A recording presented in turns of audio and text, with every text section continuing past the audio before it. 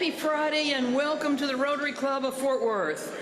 It's a beautiful day in Cowtown and we're so pleased that everyone is gathering here for our weekly meeting. We'll start the meeting with the invocation led by Jeff Donahue, retired fire safety professional, followed by Harriet Harrell, principal of the Harrell Group, playing the national anthem. Jeff?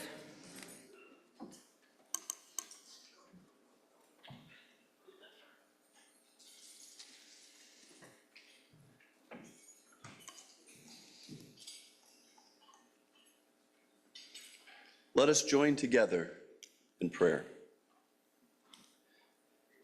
Gracious and loving God, we gather today united as Rotarians, sharing your values of service, justice, compassion, and peace. This week, all throughout our community, our children are returning to their schools for another year. This is a prayer for our children and their homes.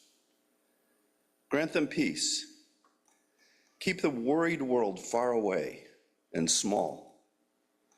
When they return to their homes, may heavy hearts be lifted, tables blessed with abundance, laughter, and grace. Dearest Lord, when darkness falls, keep them safe, wrapped within your loving arms. May their home be a refuge, a harbor for your love. May they flourish and grow, ever nearer to you. God of compassion, bless our educators, parents, and especially our children. May we go forth guided by your wisdom and ever mindful of what we can learn from a child. We are so grateful for the children in our lives and the joy they bring. We love you, Lord. Amen. Amen.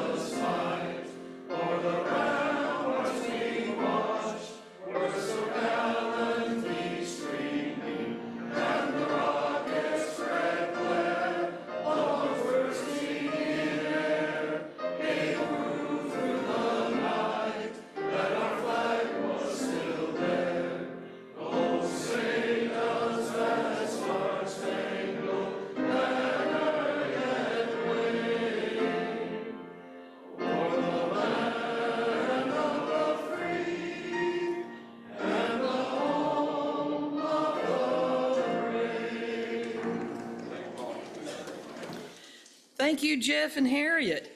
And here to introduce today's visitors is Nick Dumbald, Risk Engineering Consultant with All Risk Engineering. Nick?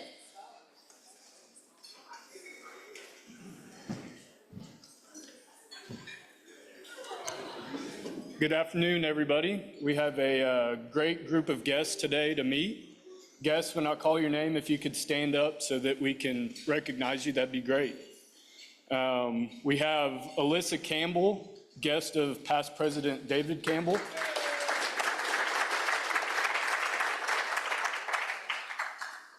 We have Drew Savage, guest of Chris Daniels.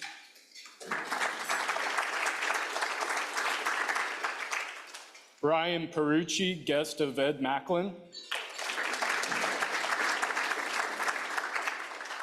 Carrie Carter, guest of Leslie Shields. And Jill Karn, guest of Brenda Beveridge. Thank you. Thank you, Nick. And now please join me in reciting Rotary's four-way test, a guide to what we think, say, and do. Number 1, is it the truth? 2, is it fair to all concerned? 3, will it build goodwill and better friendships? And 4, will it be beneficial to all concerned? And now for the latest news is past President Gary Cumby, Principal of the Cumby Consultancy, with today's newscast.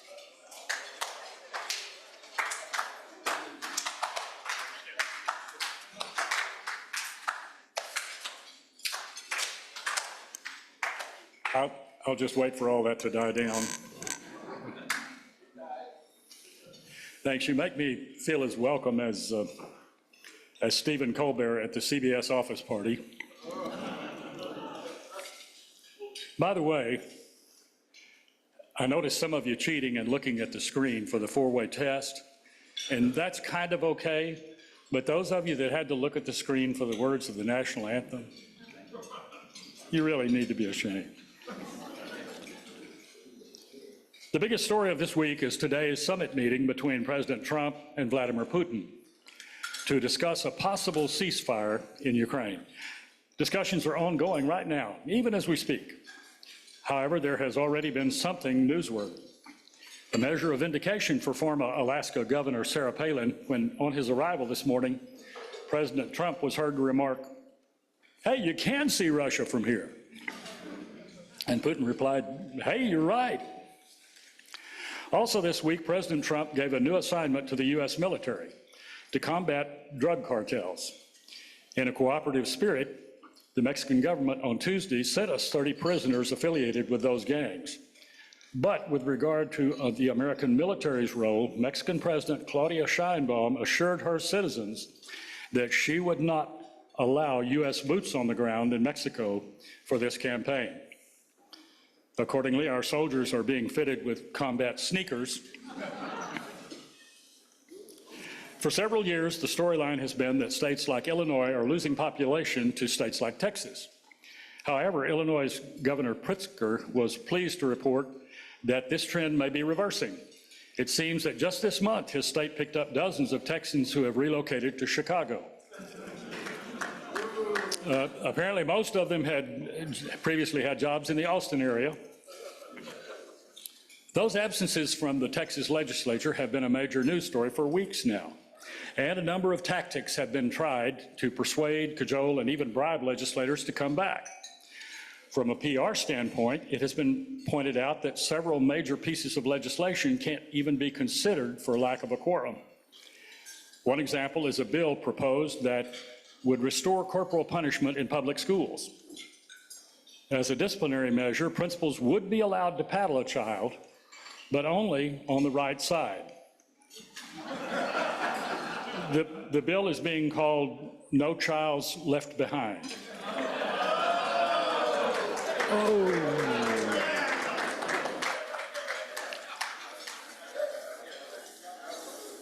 President Trump, you will recall, has already renamed the Gulf of America and restored the name of Mount McKinley.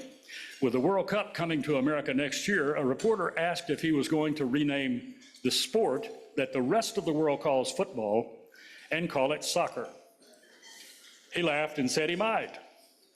He was joking, we think, but British Prime Minister Keir Starmer says that if Trump does call it soccer, Starmer will rename American football as rugby for sissies. Sorry, Coach. In local news, residents of the area of Lake Worth, reported that large scavenger fish have begun to dig holes under the lake's shoreline. State biologists have been called in to investigate this strange behavior. They have determined it to be carpal tunnel syndrome. It's the news, I'm just reporting it. Pope Leo XIV has been on the job for a few months now, and he's already making a lot of changes to modernize the church. For example, he's greatly increased the Vatican's use of its Twitter or X account. But of course, that's easy to do when you have 200 cardinals to tweet for you.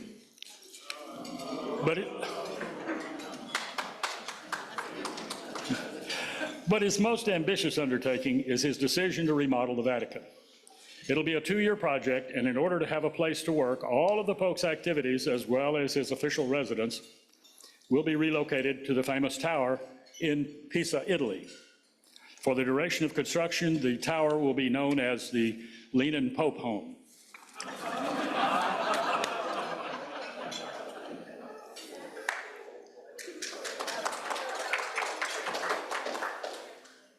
One of the horses used by cowboys in directing the Fort Worth herd was injured today when he was mumped by a passing car. The rider was uninjured, and the horse was taken to a veterinarian, where he's reported to be in stable condition. The Texas Education Agency still hasn't rendered its decision on Fort Worth ISD and whether it will take control of the district because of deficiencies at one school. Deficiencies that have already been cured by closing that school and combining it with a higher performing one. But if the state does take over the district, they promise they'll make it every bit as efficient and effective as the state driver's license office.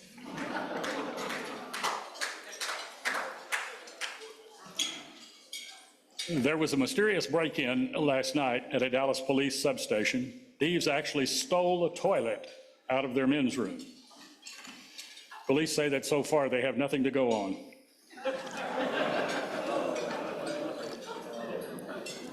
The final item.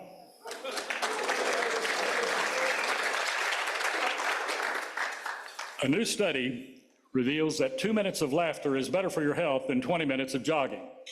So after the meeting, come join me over at the park and we'll laugh at the joggers. The weekend weather, hot and dry. It's Texas, you know, and that's all the news. If there's any more news, it's news to me.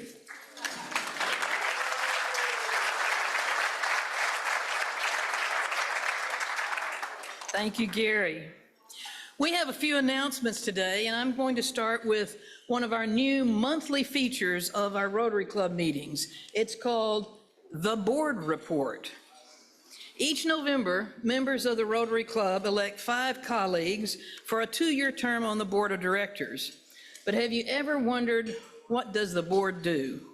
First of all, the board is the governing body of the Rotary Club of Fort Worth and is charged with carrying out the objectives and policies of the club. Between meetings, the board is asked to approve new member applications for presentation to the membership, one of which you'll hear today. But we meet monthly and have quite a variety of tasks. We met on Friday, July 25th, and here are the highlights of that meeting. First, the board approved year-end financial statements subject to the annual review by a CPA firm. Second, we received committee reports, and for the record, there are 18 of them, and all are very, very busy working on behalf of the club. Third, the board approved the grant application to Rotary District 5790 for TCU scholarships, which will be matched by the Genovese Foundation. Fourth, we approved an allocation of $3,000 for a match of district global grant funds to provide clean water to a community in India in partnership with the Rotary Club of Colleyville and the Rotary Club of Calcutta. The Colleyville Club has a lot of experience with global grants, and we don't, so we have the opportunity to work with them on our first global grant in a number of years. Fifth, we approve revised newscast guidelines, and I'm very pleased that Mr. Cumby followed every one of them. Six, we approved a $5,000 contribution to Rotary District 5840 for Kerr County disaster relief. We were all saddened, yes. We were saddened by the flooding in Kerr County on July 4th, but the Rotary Disaster Team in District 5840, which includes Kerrville and Central Texas, has taken a major lead in providing relief to the residents, so we were pleased to support them. 7, we approved extension of committee member terms on the Richard L. Knight Rotary Minority Business Awards Committee, and finally, approved the establishment of 2 new Interact clubs, pending school administration approval. So that's what your board is doing. I encourage everyone to submit your name for consideration by the nominating committee when they start conducting interviews for board candidates in the next few weeks. And to note that these are your current members of the board of directors.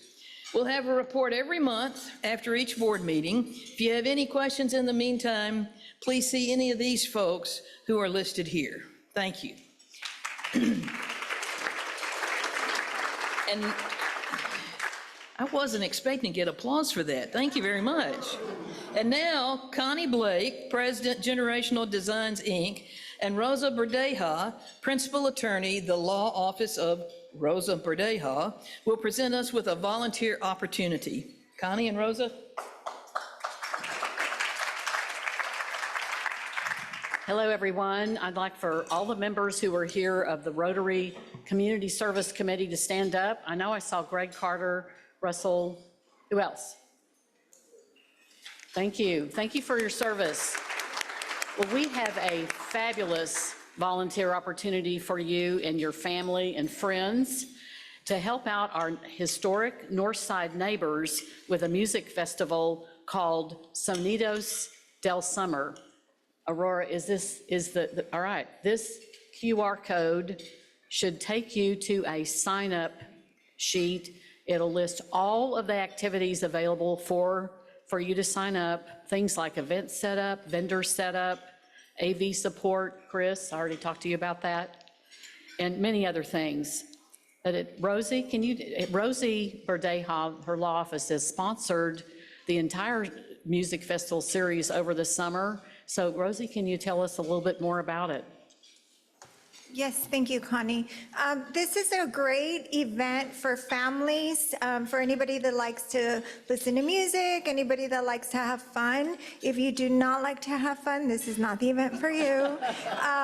But there's food trucks, there's a whole row of vendors, so you can buy local items from vendors here in our area. We also have a nonprofit row where organizations that are nonprofits here in Fort Worth come and share information about their services.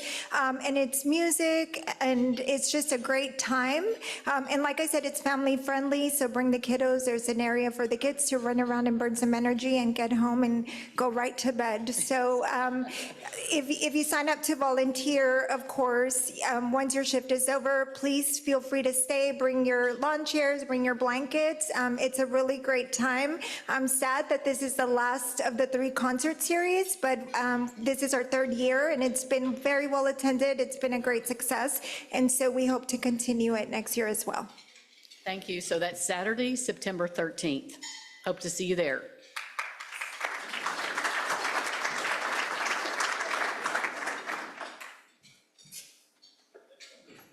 Thank you, Connie and Rosa. And here with a few words about the next social are our board member Ed Macklin, insurance consultant, Champion Commercial Insurance, and our philanthropy committee chair, Brenda Matamoros Beveridge, major gifts officer, Texas Ballet Theater. I hate to say this, but what's the next social event, Ed? Thanks for asking. And I'm so glad you asked that. Brenda, do you know what we haven't done in a while? Ed, what have we not done in a while? Brenda, I'm so glad you asked that. We haven't had Rotary after hours at Grace. Wow, Ed. I was just chatting with Cowboy Husband last night, and we were just talking about that. Brenda, I guess that's why I felt burning in my ears last night. I thought it was that second bourbon. When is this wondrous event going to take place? I think it was that second bourbon, but Ed, I am so glad that you asked that. It will be Thursday, August 28th from 5 to 7 at Grace. And $25 will get you light bites from Grace's menu, drinks on your own. My jokes are free. Ed, your sense of humor is worth $25 on its own. I'd take cash and all major credit cards. Brenda, how do you sign up? Well, Ed, I'm so glad you asked that. You just need to scan the QR code. One more thing, non-Rotarians are welcome. This is a great opportunity to learn about Rotary in an informal setting. We want to see all of you at Grace on Thursday, August 28th. Back to you, Ann. Thank you.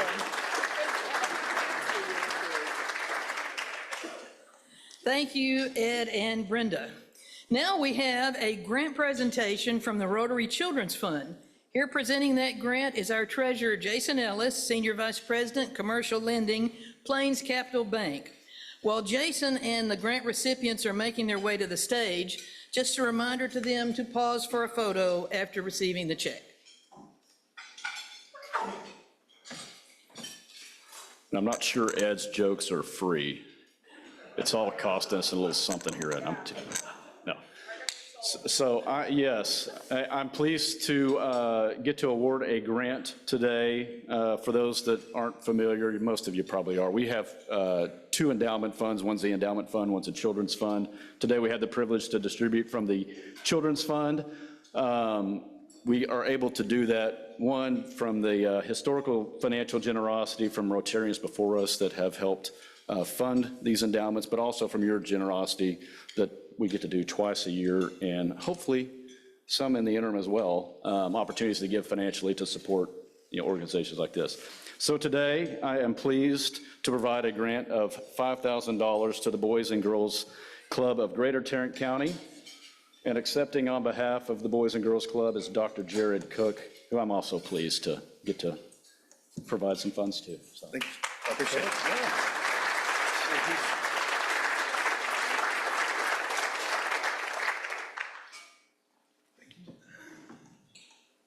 Thank you, thank you.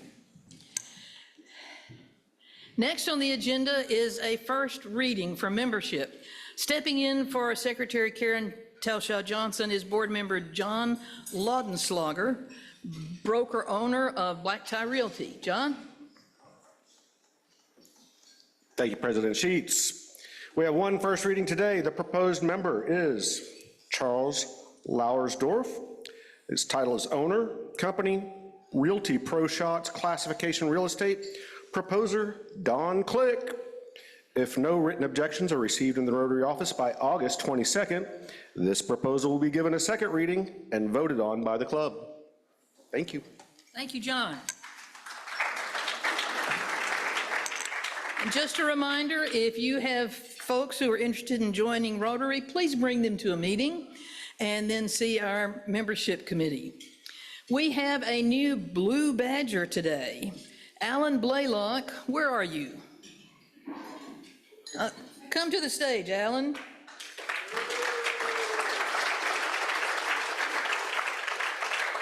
Alan has completed his 6 acts of service as a new Rotary Club member, and I'd like you to tell us what was your favorite.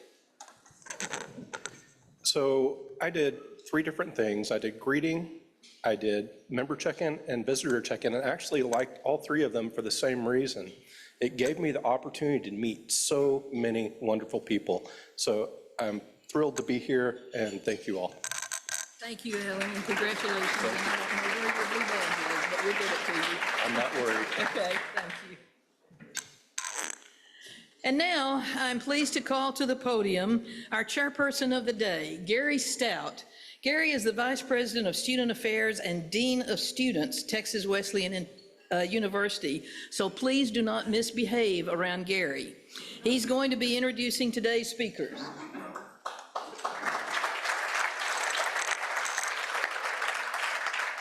Thank you, President. And my apologies, I'm not the funny Gary. I'm just going to be all business today. So good afternoon. Thank you for having Texas Wesleyan University here today. I'm honored to introduce 3 outstanding individuals from our campus that has served as a cornerstone institution in the city of Fort Worth for 135 years. I want to know how many people actually knew 135 years is how long Texas Wesleyan's been around. Show of hands. Everybody. Wow. Sorry, I lost my spot. First, let me introduce Dr. Emily Messer. She's the president of the university. Dr. Messer has been a strategic leader who works closely with our students, faculty, staff, alumni, as well as the community to implement key initiatives and ensure the success of our campus now and in the future. Most recently, she has been applauded across the globe for her visionary leadership in hiring me as Vice President of Student Affairs and Dean of Students. She brings a dynamic blend of vision and organization to her role, helping guide the university's long-term goals and day-to-day operations with both intelligence and a sense of heart. Next, I'd like to introduce Ricky Dotson, the university's athletic director. Ricky's not only committed to athletic excellence, but is also to the holistic development of student athletes. Under his leadership, Texas Wesleyan athletic programs have grown in strength, character, and visibility, helping students succeed both on and off the field. Our third guest today is Coach Brad Sherrod. He's our head football coach. Coach Sherrod brings over 3 decades of experience in coaching to our campus. He is known as one of collegiate's top football defensive minds, and in his inaugural season, Coach Sherrod led Texas Wesleyan to both an undefeated regular season as well as our first ever playoff berth. So please welcome Dr. Emily Masser, Coach Brad Sherrod, and Ricky Dotson.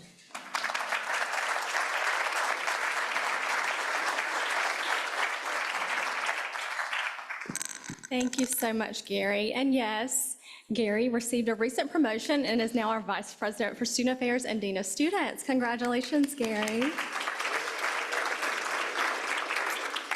Well, I am so happy to be here. I had the opportunity to present to you all in March in 2025, and I got invited back. Thank you.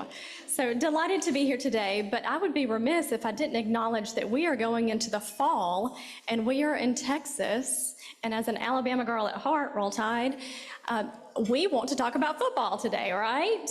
But before we do that, I just want to briefly cover some exciting things happening at Texas Wesleyan as we enter into the fall 25 academic semester. But before we do that, actually, I want to announce that after serving as a Rotarian in Georgia during my time serving there at a university and my time in Alabama, I have officially started the paperwork to join the Fort Worth Rotary Club. So looking forward to that. And that is many thanks to the multiple board members that we have serving in this club, Gary Cumby, Larry Anfin, and Fernando Costa, thank you, and to Dr. Stout, who has helped me fill out that paperwork. That is my plug. Hopefully you all vote me in when it's that time, right? Okay, well, let's move on. So Texas Wesleyan, yes, we are so excited that we are celebrating our 135th anniversary. Did you know, is the slide progressing? Yes, that Texas Wesleyan University is the first institution of higher education founded in Fort Worth. We were the very first. After Fort Worth had only been incorporated for 17 years, in 1890, Reverend Milton Little from the First United Methodist Church of Fort Worth put a stake in the ground on August 24th. So in just a couple of 10 days or so, we will be celebrating our 135th anniversary. We are so proud of that. So the historic legacy is here in Fort Worth, but where are we today? To quickly go over that, as we approach the beginning of the fall semester, which classes begin on August 25th, we are, well, first of all, we have received a record number of freshman applications. So students are interested in attending Texas Wesleyan. We are anticipating our 5th consecutive year of enrollment growth, and with that, an overall increase in enrollment with the enrollment growth, but anticipating our largest incoming freshman class in the university's 135 years. We're very excited about that.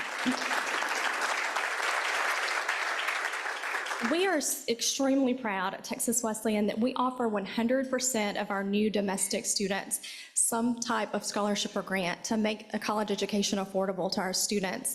In addition to that, we announced this past academic year that we are offering what we call the Tex West Promise. So for any student that is a Texas resident that is a full Pell Grant recipient, we are covering the remainder of their tuition so it can attend the university tuition free. So we're extremely excited about that as well. Let's see. Oh, thank you. We are proud that we have been recognized by U.S. News and World Report as being a best college, as recognized for one of our best business programs. And we do have our Dean of the School of Business as one of your members, Dr. Samir Vadia. So congratulations on that achievement. One of the best psychology programs and being recognized for increased social mobility, which is probably what I'm most proud of. Texas Wesleyan serve over 50% of our student body as first-generation college students. Just in the past few weeks, we were recognized with a national designation as being a first-gen forward institution because of the services that we provide first-generation college students. We are truly transforming the lives of students and their families and future generations to follow. I know, I'm trying to hurry so we can get to football, right? The total economic impact, you've heard our motto, right? Smaller, smarter, small university on the east side of Fort Worth, but we are truly making a monumental impact in the city of Fort Worth, especially East Fort Worth. This past year, we had a $244 million economic impact into our community, and we are very proud of that. Let's transition to athletics. At Texas Wesleyan, we are more than an institution that just focuses on sports or athletics or winning. We truly focus on students being a student athlete, with that word student being first. And with that, we had 107 scholar student athletes this past year, with 16 of our 21 athletic teams being recognized as all academic teams. And we are extremely proud of that. We could get into the talk about NCAA, paying athletes, et cetera. Our students are there to get a college education. Do we want them to win, Coach? Yes, we do. But we want them to win in the classroom as well, and we're extremely proud of that. So without further ado, I will pass it over to two outstanding people who are going to tell you all about our athletic department at Texas Wesleyan. Ricky Dodson is the best athletic director around. I've worked with many throughout my years in higher ed, and we're so proud to have him. And then Coach Sherrod, who had a monumental season last year. You probably saw it in Fort Worth Star-Telegram. It was actually on the Dallas-Fort Worth news channels. They came over and interviewed Coach Sherrod many times. So let's hear what's on the horizon for this next year. Well, thank you. I owe Dr. Messer a lot of money for those kinds of introductions, but that's very kind of you. Our university is under great leadership. Since she's gotten here, we've had tremendous growth and strides that have been very successful. We're in the state of Texas. Football obviously is king, and last year we had an unbelievable season. You heard Gary talk a little bit about it. Undefeated regular season, first ever appearance in the playoffs. Brad Sherrod, our coach, was instrumental in that. And so it's a pleasure to have him here, and going to ask him a few questions. And when we get done, be more than happy to take some questions from all of you. But first, Coach, kind of tell us a little bit about that season and the records and the things that happened, and then kind of compare that team with the team you've got coming this year. Let me first thank the Rotary for having us here today and having the university here, and I'm happy to represent the university. I got great leadership. You know, you only can be as strong as a football program or athletic program or any program if your leadership's not behind you and strong. So I have that, and I appreciate that because I've been places where it hasn't been that. So I appreciate Dr. Messer and Ricky Dodson for the work they've done for me and helping me have a good team. Last year was a lot of firsts, you know, going undefeated in the regular season, making our very first playoff run, having a high-scoring offense, 60 points a game in you know, the highest-scoring offense in the country. We had a lot of firsts last year, and we were happy to be a part of that and to do something and bring some attention to our university as well. So that was a real pleasure. We have some really outstanding football players. You like to think you're a great football coach, but it's really about the players, you know, how good they are. And we had some really good football players. You know, we had Ernest Caesar, who was an All-American, who scored about 6-7 touchdowns a game. We had two receivers that were outstanding. So we had some talent on our football team, and that helped us be successful. So it's really about the players, and the better they are, the better coach I am. And the university has given me the opportunity to go out there and continue to recruit that. But I really need to put that to bed. You know, that was last year, and we're focused on this year. We need to focus on what we do and how we work, because we have some holes to fill on the offense and the defensive side. So each unit, each team every year has their own identity they have to forge.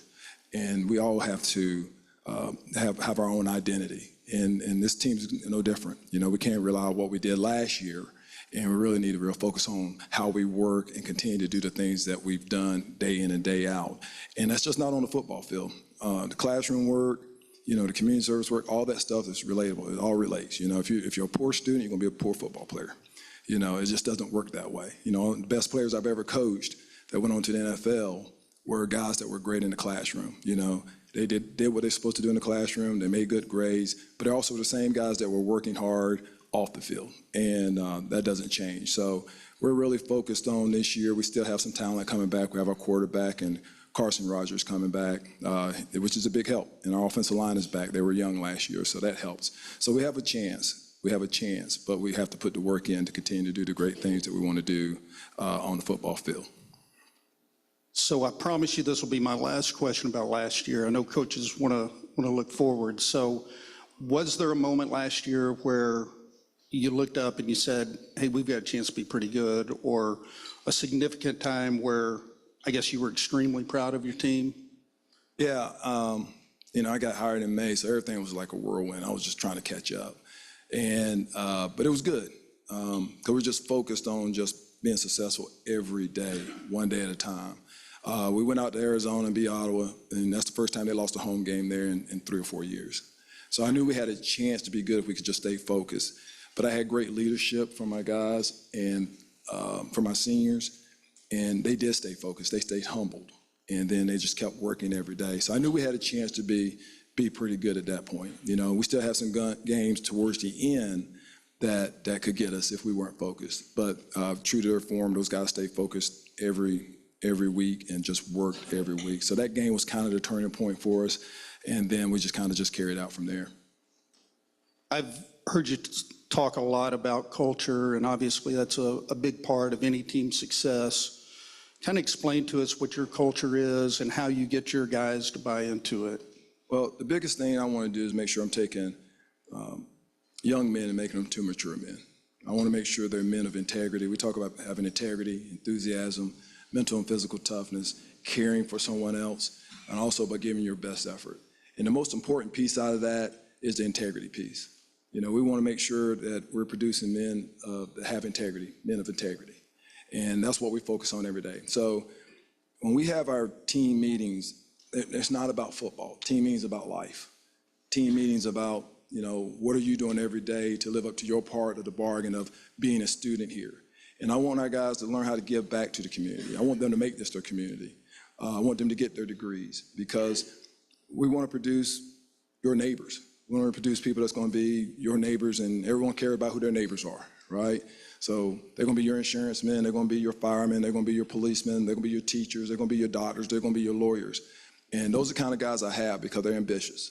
And there's no one success story about our players. They're all success stories because they're in college. Some of them, they're first generational students, so it's their first opportunity for their family to send someone to college. And it's our job to get them over the finish line. And I want to see that. I want to see our guys graduate. To me, that's extremely important, because it can change their life, it can change their kids' life, and just generational and generational. And to me, I believe that. And so we need that help to continue that. And then sometimes it's monetarily, we need money, but really it's time. Invest in our kids, invest in our students. And that's just spending time with them, help being a mentor to them. So those are things that we care about. That's the culture, because you have to talk about it. And you just can't just put it on a board and leave it on the wall and then not never mention it again. It has to be something you talk about every day, and we talk about that every day, and who we are, who we want to be as people. And I think that just carries over into the football field. You touched a lot on that in your answer right then, but we talk in our athletic department about, and you heard Dr. Messer talk about, our kids are students first and transitioning them into careers and that sort of thing. So how do you have a specific example of an individual that football truly impacted them, helped them progress into a career, or progress out of college? We feel like, as an athletic department, that's our job, is to get them put into that, just like you said, to become good neighbors, to become, good citizens of the community. So do you have some examples on your team now where that's happened? Well, like I said, I think they're all success stories, like they're in college. We do have guys that have gone off and gone to graduate school, have gone off to business school. Jason Price is a great example of that, of a person who's come in from a rough situation of his growing up to be the first in his family to go to college. Now he's working at a local bank, and he's getting his MBA, and he's just finished a 2-week business seminar at Stanford University, where he was invited amongst a bunch of kids over the country to come out and participate. So we have those type of stories of kids that probably would never gotten those opportunities if they wouldn't have been at Texas Wesleyan. And then we presented them with opportunities to grow, and then they were able to branch that out in something else. And to me, that's a success story, because now he won't have to go back to that situation that he was in before, and now he can be able to do something else and give back to his community. And those are the things I want to make sure that our kids are doing.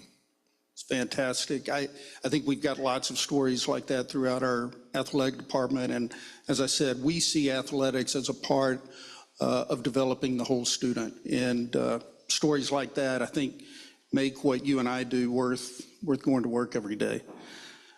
Obviously, the Metroplex is a hotbed for recruitment. I know you guys do a lot of recruiting, particularly here in Fort Worth. Is there anybody comes to mind that's a native of the area that we need to look out for this year? That's a tough question, Ricky. Our recruiting class was like 25% of Tarrant County in Fort Worth ISD and the Tarrant County schools. And to me, that's important that we recruit here first and then branch out. We want to make sure that the students know about Texas West, and this is an opportunity for them here. So we have a lot of talented guys. We have a lot of guys on our football team, but there's a lot of guys that from Trumbull Tech. We got guys from Poly. We got guys from Southwest. We got guys from all different schools, and it's important that we recruit these kids first here, and then we'll branch out from there. But just follow us this year. There's a lot of great talent on our football team. I can't pick out one kid. I don't think it's fair, but we have a lot of great talent. So at our level, we don't deal a lot with the NIL, the transfer portal, although we have transfers in and out, but we're a little bit different from some of the larger schools. Obviously, our kids, I would argue, are more interested in the academic side of it. So how do you balance that athletic and academic side with your team? Well, one thing that we do, I want our players to know that academics are important. So I have my coaches at the beginning of the week, especially during the season, with every freshman or any kid that struggles, to actually meet with them on Sunday or Monday and help them get their week organized. So to me, I think that shows kids that it is important to us. And so we do those things to make sure they understand. Like, we'll ask them, like, how did the test go? Hey, have you started that paper? Those things to make sure they understand that, hey, academics are important. And sometimes you have to do some tough lessons, right? You have to, like, hey, you can't practice today, or you're not playing this week. If we can't go to class, then we can't play, all right? And I think you take away a kid's playing time, and you take away their just basically their time, all right? They'll just any of their personal time or their playing time, that kind of grabs their attention a little bit. So we make sure that there's consequences for not going to class or not keeping up in class and doing the things. No kid's perfect. You know, I didn't go to every class. No one goes to every class now. But at the same time, you have a responsibility to do your work and do what you're supposed to do in a timely fashion with great effort. And we talk about those things too. So we got unbelievable support professors there that really pay attention and help our kids. And that's important to me, that they take an interest. They're taking an interest in our student athletes. And that to me is important, because anywhere you go to school, I went to it's a big university, but still was a small setting in the classroom where those professors knew you and you knew them, and you could spend time with them and talk to them. And to me, that was important, because those are people that wrote my recommendations. Who weren't my football coaches. You know, it was those folks that got my foot in the door in some other jobs outside of football. So I want our players and all our student athletes to really have some time to really meet their professors and spend some time with their professors as well. That small school he's talking about is Duke University. Played at Duke and graduated from there. So we've talked a little bit about the past. What are your goals for the future, looking ahead? Well, just having a taste of the playoffs, we want to make sure that's something that we're able to do year in and year out. My goal for this program is to make sure we have a program that lasts, not just a one-hit wonder or every 2 or 3 years you go to the playoffs. I want to make sure that's something that we do every year. And it brings attention to the university. So I want to make sure we continue to develop that type of program on the field. But also I want to make sure we have a program that, you know, have high graduation rates, that we're graduating our student athletes, that they have opportunities outside of football after they graduate, you know. And to me, I just don't want them to walk across the stage of having a piece of paper and say they got their degree. I want to make sure they have a job. You know, they've done internships, they've done shadowing opportunities, they've done things to help themselves, put themselves in a position to be employed. And if it's going to graduate school, whatever it is, that's our job to make sure that can be accomplished. Now, we'll put it in front of them, have them take advantage of it, hope they take advantage of it, and it goes from there, mushroom from there. But that's the type of program I like to have here, and it's winning on and off the field. Very good. Last thing we're going to ask you here is we're in the middle of a stadium project.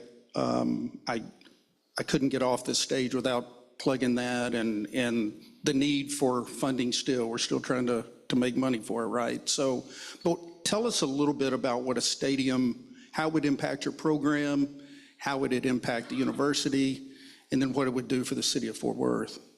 Well, first, football-wise, it'll help with recruiting. I think it shows a commitment from our administration and our board of how important the football program is. Okay, that's number one. I think that just helps with the recruiting piece. Not too many schools in our division have a on-field campus. I mean, a field on campus. And for us to have that is a commitment from our school. But for the community, I think it's not just a stadium to have games. I think it's a place to bring in the community. I mean, I can see locals there having different events there, not just our students, but any local organization have an event there on our campus. I think it just brings that community tighter together. But it's also an anchor point for a lot of businesses as well. You can grow a lot of businesses right there in East Fort Worth. So that stadium is not just a football stadium to go watch football games. It can do a lot of economic growth there, right there in the area, and really help that area a lot. So it's a community building that brings the community together. I see it as a joint to bring us together. I agree with you. I think it can be an economic development piece for East Fort Worth and the city of Fort Worth, and we're looking really forward to getting that completed and getting moved into it. I don't think it's a surprise after you listen to Brad talk. It was a pretty easy hire for me, to be quite honest with you. He's done a fantastic job, and we're looking forward to the future with him.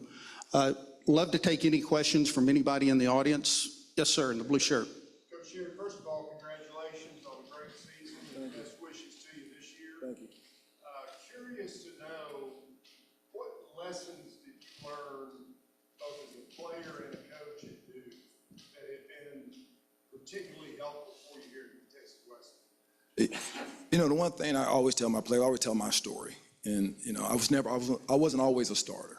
You know, I was a backup. And that's hard to swallow. You know, especially when you come from a small town and you're everything, right? So that was a hard pill to swallow. But I had to learn how to work and be the best backup I can be. That was my role at that time, right? And I always talk about how my attitude changed from practice. Like, I started paying attention more. I started listening to the coach more. You know, I started I didn't go and making the same mistakes that the guy before me made. So when I got my opportunity in the game, I played different. I played better. So I eventually, in that year, became a starter.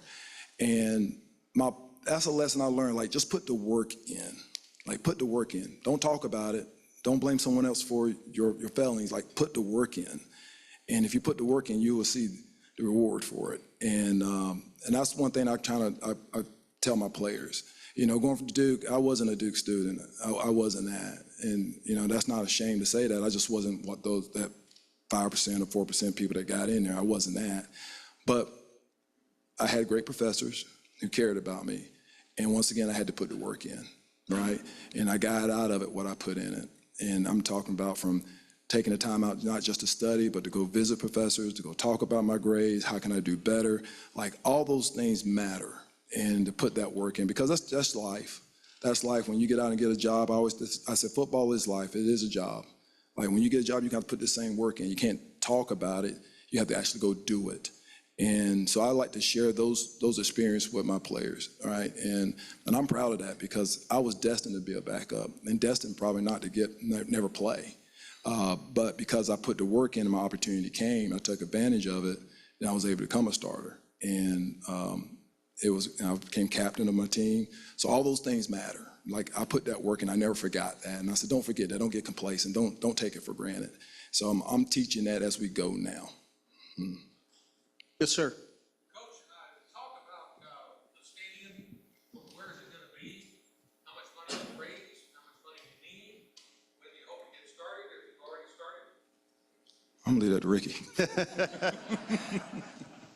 It is located right on campus, sort of, I guess, the west side of our campus, if you know where our administration building is, about a block over from there. We have a field in, we have a track that is there, lights. We're in the process of finishing a field house. It's going to have our locker rooms and coaches' offices.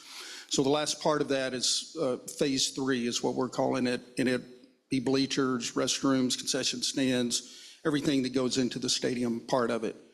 We have raised about $12 million for it. Let me take that back. We have raised about $16 to $17 million for it and still looking for about 12. Anybody in the room that would like to help with that? We're taking all comers. But it's I think it's going to be a crucial part of East Fort Worth. We really feel like it's going to be a piece that business will attract businesses. It's going to be an economic accelerator in that area. I am extremely excited about getting it finished. We play in a great place now. We're at Crowley ISD Stadium, which, if you haven't seen it, is fantastic. But to be able to get people to our campus, to be able to have a place that's our own, I think is essential for us in the growth of our university and for our athletic program. Right now, we're looking at about 3,000 to 4,000 seats, which for us is going to be perfect, in my opinion. That's about what we would like to see our attendance be. It is located, if you know where Rosedale comes, and we're really excited, there's a car wash there that we think we're going to be able to move out of the way and get our stadium, the entrance to it there. So it's very centrally located. It'll be easy to get to. We're planning on having tailgates and all kinds of good pregame stuff. So it's just going to be a really good part of our university, I think. Yes, sir. So about 10 years ago, when you all were first talking about bringing football back, there was some discussion about sharing the stadium facility with Fort Worth ISD or building a joint facility. I'm assuming this is not that, but will other schools or groups be able to use your stadium? Well, yeah, we are trying to partner with people. We want people in the community to use it. We want to be able to partner with other schools, other institutions, other clubs. I mean, we do things now where we have club soccer teams who use our facilities that we lease it out to. I think there's an opportunity where we could lease our football stadium to whether it's some of the private schools or Fort Worth ISD or some of those other places. I think there's an opportunity for us to create some of those partnerships and some things that will help us generate revenue on it. So yeah, it is a place, while it will be our stadium, we see it as a community builder. We want other people to come and use it. We want to invite other people in. And so all of those types of partnerships and the things that you're talking about, we're extremely interested in doing. First home game, Coach. This October the 4th. That'll be our first home game. It'll be at North Crowley, and then 2 weeks later, it'll be our first game out at Crowley ISD multipurpose. He is a Duke graduate, but he scheduled his first 4 games on the road this year. So sometimes it's gonna make us tough. Yeah. We have time for one more question. Yes, sir. Coach, how do you get the best out of your players? Well, that's a mixed bag. I think you have to kind of figure out your players and who they are and what kind of pushes their button to get the best out of them. But one thing we talk about now is always pouring into our players. And I want our players to pour into each other. I want our coaches pouring into their players and encouraging them to do their best. That doesn't mean we don't challenge them, but we need to make sure we're breathing life into them and not be in the darkness. So we talk about those things and just challenge them and then celebrate their success. And everybody celebrates their success, and not just like if one person has success, we all have success. So we talk about that a lot, and I want our guys to see that. So I think guys feel like they want to play hard for their teammates and each other. Mm-hmm. Thank you very much. Thank you. Thank you very much.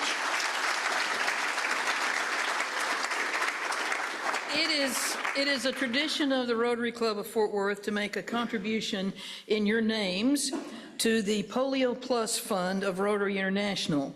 Rotary's been working to eradicate polio for more than 35 years and has played a significant part in reducing polio cases by 99.9% since our first project to vaccinate children in 1979. So thank you, all three of you, for sharing with us today and being an important part of the Fort Worth community. And go Rams.